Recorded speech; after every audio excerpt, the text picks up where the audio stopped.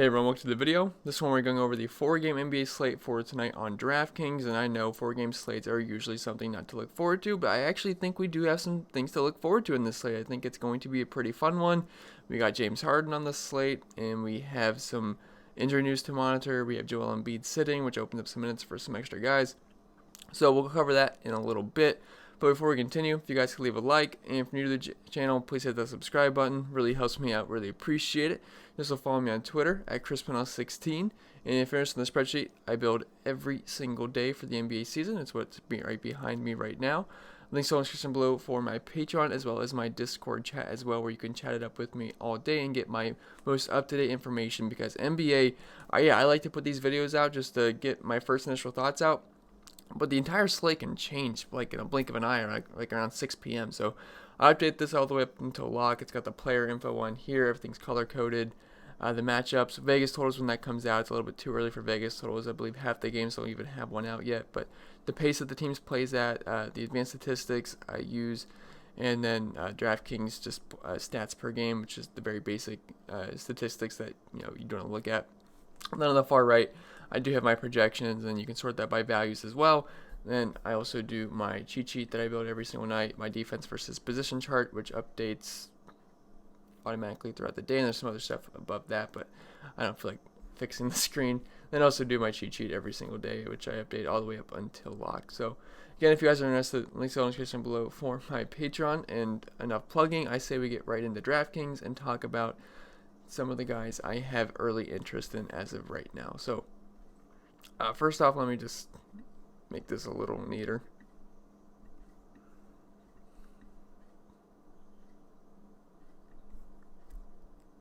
Okay, and I just want to make sure the players' names pop up when I click on them. And good thing we checked.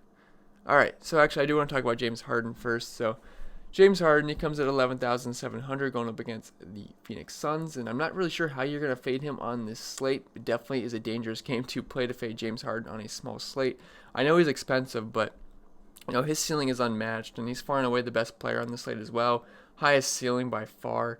And if you just look at his recent game log, so the last game was actually pretty rough versus Toronto, where he had 40 minutes, only scored 47 fantasy points, only took 5 3-point attempts, which is not James Harden like, only had 6 free throws. So yeah, when James Harden's only shooting 5 threes and 6 free throws, you're probably going to see a 47-point night, but that doesn't happen too often. I mean, the games before that, 24 free throws, 23, 10, 10, 18. It's just what the guy does. He gets to the line and he chucks threes all night long.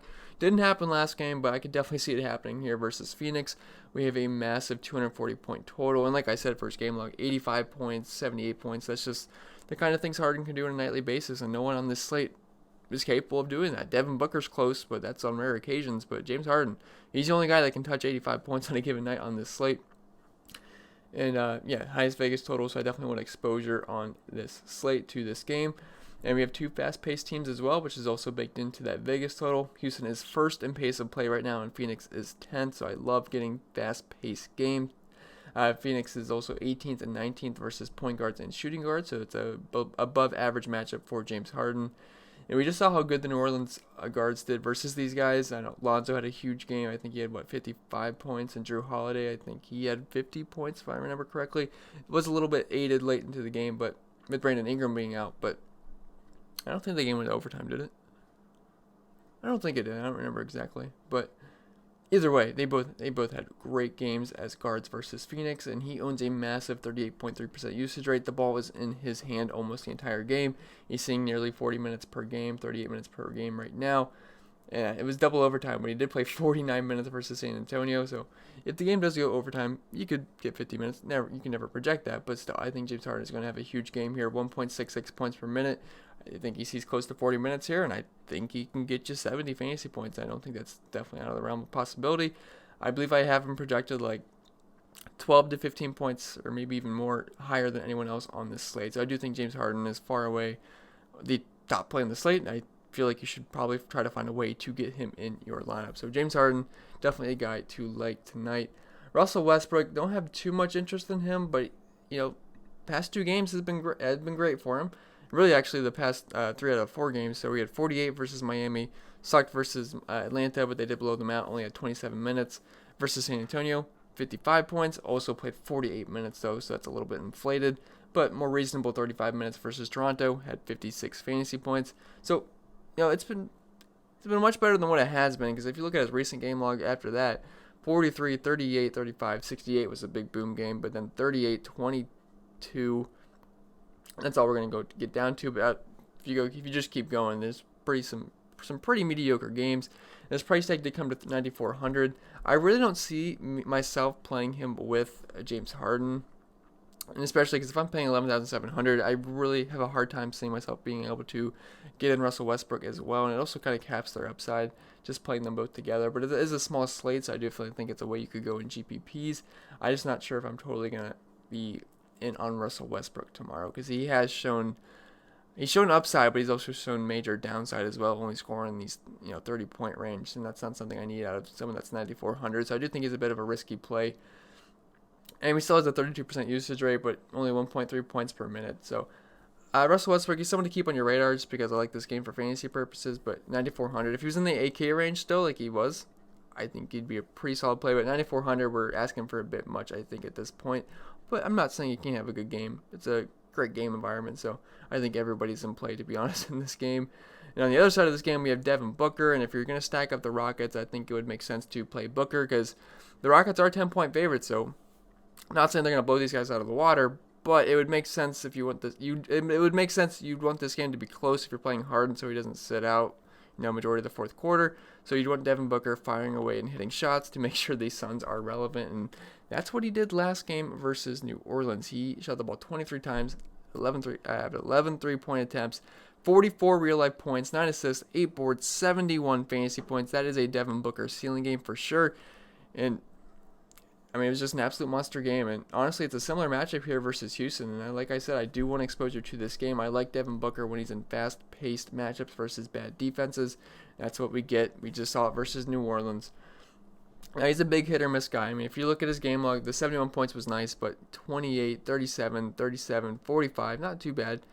And then 18, 65. He's capable of really big games. He's also capable of scoring 20 to 30 points, and you're very disappointed. 33 points, then 51, which was great, and then 25. So he's capable of doing pretty much anything. I feel like it's never right in the middle with this guy whenever I play him. When I play him, he either sucks or he's either going nuts, and I have yet to play him this year where he goes nuts. So be cautious with that. If I end up playing him, you might be on the wrong side of the luck right there. But this is a good matchup. Houston is awful defensively. They're 28th versus shooting guards, and he has a 28% usage rate, 1.13 points per minute, which is a little low, especially for being 8,600, but that's just because he's so hit or miss. Some games he'll be over 2 points per minute. Not over 2 points per minute, but around 2 points per minute, and then some games he'll be below a point per minute. So it's kind of a mixed bag with Devin Booker, but that's what makes him an excellent GPP play pretty much every single night in good matchups. So Devin Booker on my GPP radar for sure. You could get away with him in cash as well, but I think he's better suited for GPPs. Ben Simmons at 8,200. I gotta have interest in him just because Joel Embiid is out, so the 76ers, there's going to be more minutes to go around and just bumping usage rates all around. Embiid is leaving behind a 31% usage rate and a 1.53 points per minute, so definitely guys are going to have to step up. And Ben's been pretty solid the past 3 games, to be honest. I don't like playing the guy, but past 3 games, 42, 44, 50, 52, not too bad. I think he's a solid play here. It's a great matchup versus Cleveland. 3rd worst defensive unit this year, and they're 25th versus point guards and small forwards.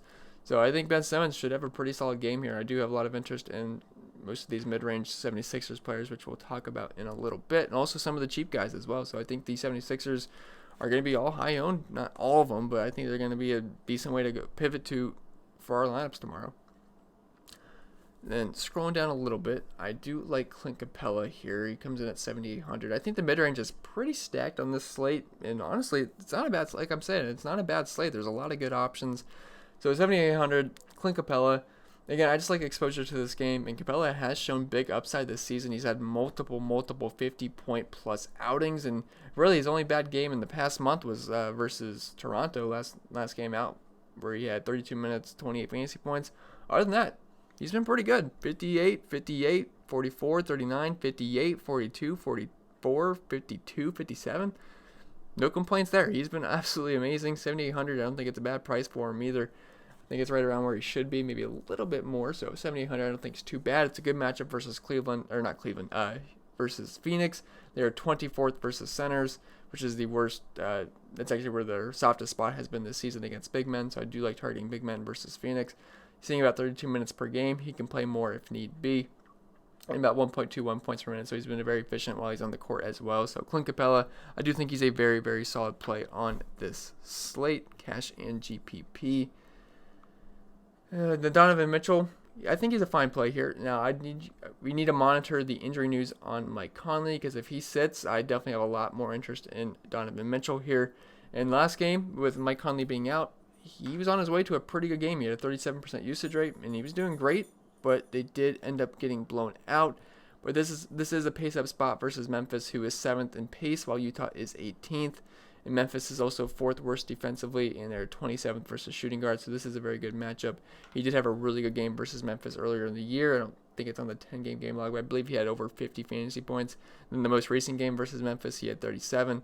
So, but the guy has upside in really good matchups. So he's got really good splits versus, pretty bad teams that play at fast pace, which obviously makes sense, but some guys can overcome that. But tougher matchups like Philly and Toronto, 28 points, 26 points, Memphis 37, but versus New Orleans 54, versus Golden State 44, versus Minnesota 41, and then earlier in the season versus Memphis he had like a 50 burger of some like 55, I want to say, something like that. So I like him in good pace-up spots, and this is what this is. If Mike Conley is out, definitely give him a bump, and I do think he'd be a pretty solid play. But then one of my favorite, so as always, Sabonis is in play for me. The guy's just rock solid. New York is not the best versus power forwards, but I do have interest in Tobias Harris more, so I'm not going to talk about Sabonis, considering I'd rather play Tobias Harris. So let's talk about Tobias here. 7,400, and gotta like him a lot. He had 2 exceptional games back-to-back where he had 42 points and 49 points, playing big minutes every single night. And the big thing here is no Joel Embiid. Josh Richardson is also out as well. And it's limited sample size, but his numbers without Joel Embiid bump to 1.48 points per minute and a 12% bump in usage rate up to 37%. Smaller sample size, but it's what we have to go off of, and which is actually the biggest bump on the team. So yes, I like Harris despite the price increase. Cleveland is 25th and 24th versus small forwards and power forwards. So I think Tobias Harris is a fantastic play. I don't know if you guys can hear my dog barking. It's like 2 a.m. and he's upstairs barking, so I really hope it's just like a deer he's barking at. If not, I'll have to hop off soon, but I hope you guys can hear him barking. So anyway, Tobias Harris, I think he's a pretty solid play. Only 7,400. I shouldn't say only 74. Sorry, the barking is throwing me off my game here, but 7,400, I think it's a fair price for him. His price has increased, but with no Joel Embiid, and it's a really good matchup versus Cleveland, I think he can get you another 40-plus points. I do think he's a very solid mid-range play. Rudy Gobert, I think he's a really solid play going up against Memphis. He smashed them earlier in the season, but I don't want to talk about every single player on the slate, which I feel like I'm talking about. So yes, Rudy Gobert, definitely on a short list for me. Great matchup versus Memphis, pace-up spot for Utah. Definitely should be on your radar. But I do like Al Horford here. He comes in at 6,700, and he's a bit cheaper. So he pretty much busted his chalk last game. Only saw 29 minutes, which was lower than what he's usually seen. 11 points, 5 rebounds, 1 assist, 1 block, 23 points. It sucked because I played him over Tobias Harris, and that was obviously the wrong move, considering Tobias Harris doubled his score, even more than doubled his score. But he's going to benefit with no Embiid. He should get a slight bump in minutes here, and bump in usage, bump in points per minute. And, Cleveland, they're 24th versus power forwards and centers, and he's been over a point per minute this season. You expect that to go up a little bit with no Joel Embiid. I think Horford is a fantastic play at 6,700. I think Tobias Harris is a good play, Ben Simmons is a good play, and Al Horford. So definitely have interest in the 76ers, and we're going to talk about some of the cheaper options as well later on. And I have one more mid-range option for you guys, because I've talked about a whole bunch of mid-range options, and then we'll get into some of the cheapies. But Julius Randle, he comes in at 6K, and this is the cheapest he's been all season, so I always like buying players low. Now, matchups versus Indiana are never fantastic because they have a very good defense. They're 3rd overall in defense this year, but they have one soft spot on defense, and it's that they are 21st versus centers, and that's obviously what Julius Randle is. Now, he's pretty hit or miss. The guy's got upside, though, but 16 last game, it was a blowout. Milwaukee, it was a blowout, 27 points.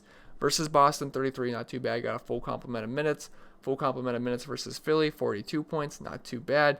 Only 24 minutes versus Toronto. It was a blowout, 30 points, but then 30, 27, 36, 51, 29. We only saw 26 minutes. I think he's a pretty solid play at 6K. He's jumping out as a pretty good value on my sheet as of right now.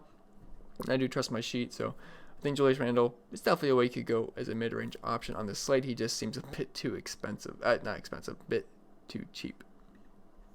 So at this point, all the expensive guys we talked about, we're going to need some value plays. And the way I'm looking for value plays on this slate is we're just going to head over to Philly because, Joel Embiid is out. Josh Richardson is going to be out. So we got some decently cheap options here. So just pretty much going down the list here. I'm not going to talk about every single guy individually here, but I think you pronounce that Tybal. I've honestly never heard the announcer say his name, but I think he would be a fine play at 3,900. The past few games for him have, sorry, my dog's running in now. He must have just checked everything out. I'm sure everything's all right now. We all good? Probably just the deer. Anyway, Tybal, he's 3,900. And it's just a good matchup versus Cleveland all around. They're about like 20th or lower to every single position for fantasy points given up. Past 2 games for him, he saw 26 minutes, 20 fantasy points, 31 minutes versus Washington, 23 fantasy points. I think he's a fine option. I'd expect him to get about 20 plus minutes here. You could also play Korkmaz at 3,800.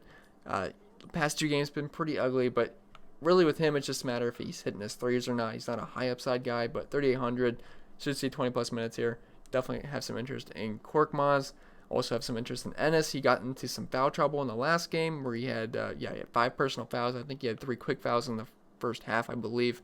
Only had 17 minutes, 6 points. That's what's going to happen when you get into foul trouble. The games before that, though, 27 minutes, 27 minutes, 22 minutes, 19 points, 23 points, 31 points. Not too bad. I expect him to get around 20 plus minutes in this matchup. So James Ennis is definitely on my radar.